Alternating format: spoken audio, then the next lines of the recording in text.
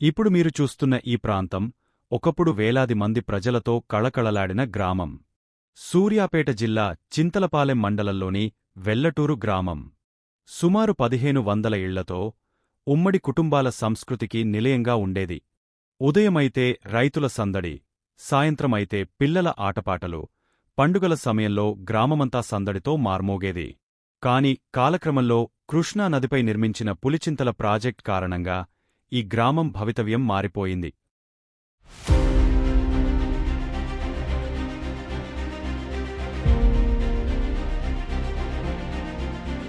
జలాశయంలో నీటి మట్టం పెరగడంతో గ్రామంలోని ఇళ్ళు, వీధులు, చెట్లు, జాపకాలు అన్నీ నీటి అడుగున కలిసిపోయాయి. తరతరాలుగా నివసించిన ప్రజలు తమ పుట్టిన ఊరిని వదిలి పునరావాస ప్రాంతాలకు వెళ్లాల్సి వచ్చింది. ఒకప్పుడు జీవంతో నిండిన వీధులు నేడు నీటి అడుగున నిశ్శబ్దంగా మారిపోయాయి.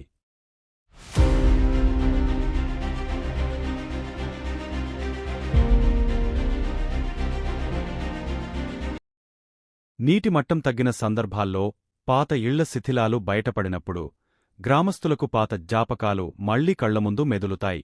అభివృద్ధి కోసం నిర్మించిన ప్రాజెక్టులు ఒకవైపు ప్రయోజనాలను అందిస్తే, మరోవైపు వెల్లటూరు వంటి గ్రామాల చరిత్రను నీటి అడుగున దాచేశాయి.